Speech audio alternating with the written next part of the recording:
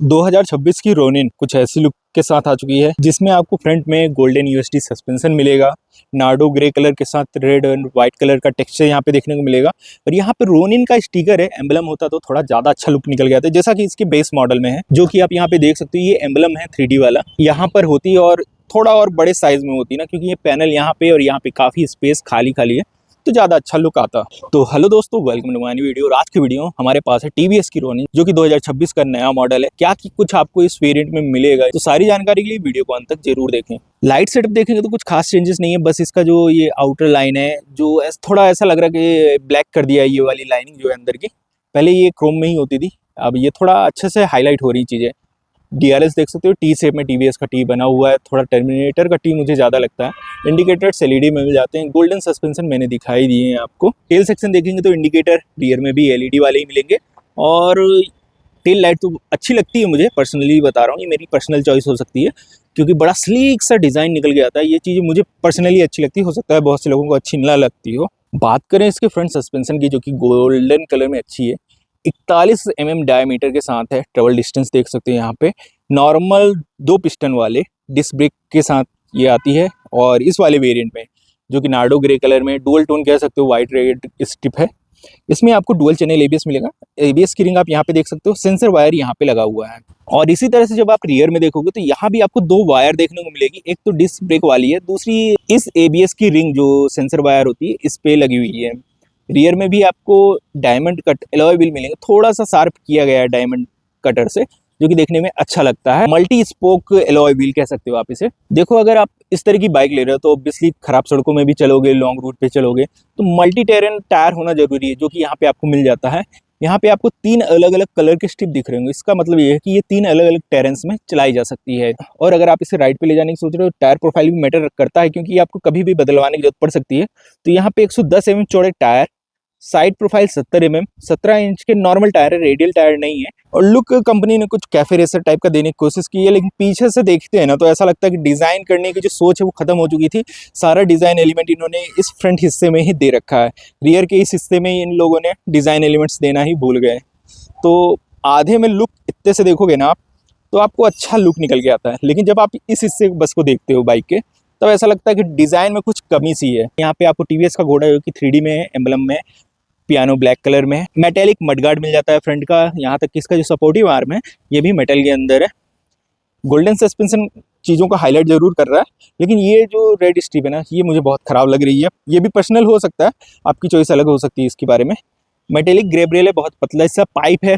Rear में आपको जो टायर मिलता है वो 130 mm चौड़ा है और ये जो टायर है ये भी मल्टी टेरेन होगा। यहाँ पे आपको 3 अलग अलग स्ट्रिप देखने को मिलेगी। साइड प्रोफाइल इसकी भी 70 mm होगी और 17 इंच का एलॉय व्हील जैसा कि फ्रंट में है। यहाँ पे आपको मोनोशॉक मिल जाता है। कैफे रेसर के अंदर मोनोशॉक देखना थोड़ा अजीब लगता है, 2 स्प्रिंग होते हैं ना, ज़्यादा अच्छा है, मतलब लोडिंग की जा सकती थी गाड़ी के ऊपर, लेकिन आप कम से कम लोडिंग के साथ इस बाइक को राइड करना होगा। मेटेलिक ब्लैक कलर में आपको जो मफलर है साइलेंसर का ये मिलेगा। और अच्छी बात यह है कि पूरा साइलेंसर जो है ना मफलर से कवर है, तो अगर घर में बच्चे वगैरह हैं तो वो सेफ रहेंगे, जलेंगे नहीं। टायर अगर छोटा सा है, क्यूट सा है, ठीक ठाक है, डिसेंट सा है।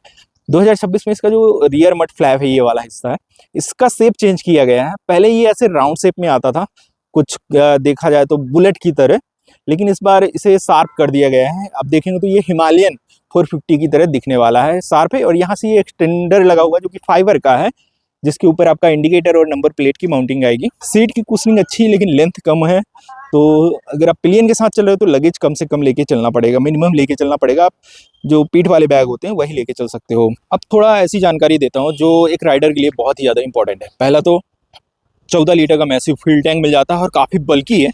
अगर आप पास से देखोगे तो बहुत ही ज़्यादा मैसिव है, लेकिन देखने में तो ऐसा लगता है 25-30 लीटर का फ्यूल टैंक होगा, लेकिन ये सिर्फ 14 लीटर का, जो कि काफ़ी ज़्यादा होने वाला है आपका। और इस टीवीएस रोनिन का जो कर्व वेट है 180 kg का होने वाला है। इसमें आपको 181 mm का ग्राउंड क्लियरेंस मिल जाता है। और सबसे अच्छी बात बताऊँ, इसकी सीट हाइट है मात्र और मात्र 795 mm की, जितनी नॉर्मल कम्यूटर बाइक की होती है। मतलब अगर आपकी हाइट 5.5 फीट है ना, तब भी आप इसे आसानी से हैंडल और बैलेंस कर सकते हो। खराब सड़कों पे या ट्रैफिक में हैंडल करना, बैलेंस करना काफ़ी इजी होगा इस बाइक को। बात करें इसके माइलेज की, तो कंपनी क्लेम करती है 45 kmpl। ऑन रोड आपको अराउंड 40 kmpl का माइलेज मिल जाएगा। इसकी जो टॉप स्पीड है 140 किलोमीटर कंपनी क्लेम करती है पर आवर की स्पीड से, लेकिन ये इस स्पीड में जाने के लिए नहीं है।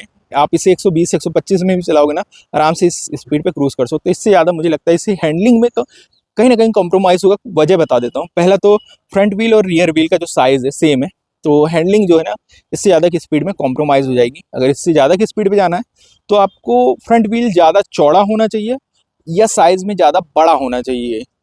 इंजन के स्पेसिफिकेशन की बात करें तो 225.9 सीसी का single cylinder 4 valve liquid cooled नहीं है, ये ऑयल कूल्ड रेडिएटर। यहाँ पे आप देख सकते हो ऑयल कूल्ड रेडिएटर जो है छोटा सा होता है, 3 या 4 लाइनें होती हैं, और जो लिक्विड कूल्ड होगा उसमें मल्टीपल लेयर्स होती हैं। इसमें 3 या 4 ही होते हैं ऑयल कूल्ड इंजन में, साथ में ये एयर कूल्ड भी है, तो आपको अच्छी परफॉर्मेंस मिल जाएगी। अगर कंपेयर करें रॉयल एनफील्ड की बाइक से तो उसके कंपेरिजन में ज़्यादा माइलेज मिल जाएगी, ज़्यादा अच्छी परफॉर्मेंस मिल जाएगी, क्योंकि इसमें जो कूलिंग सिस्टम है ना अच्छे से काम करता है और इंजन की परफॉर्मेंस बनी रहती है।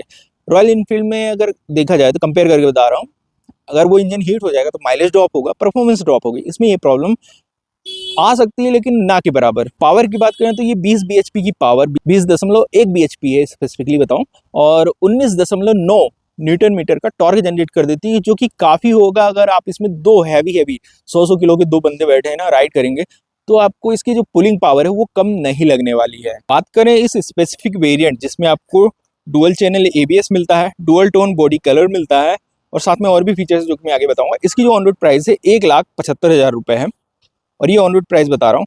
और जो कुछ और फीचर्स बता रहा हूँ उनमें सबसे पहले तो ये लीवर है, एडजस्टेबल लीवर मिल जाते हैं इस वेरिएंट के अंदर। इसके नीचे के वेरिएंट्स में आपको सिंगल चैनल ABS मिलेगा और ये लीवर भी नॉर्मल मिलेंगे, तो इसे आप अपनी हाथों की लंबाई के हिसाब से एडजस्ट कर सकते हो, क्योंकि जैसे मैंने बताया इसकी जो सीट हाइट है बहुत बढ़िया है, डिसेंट है।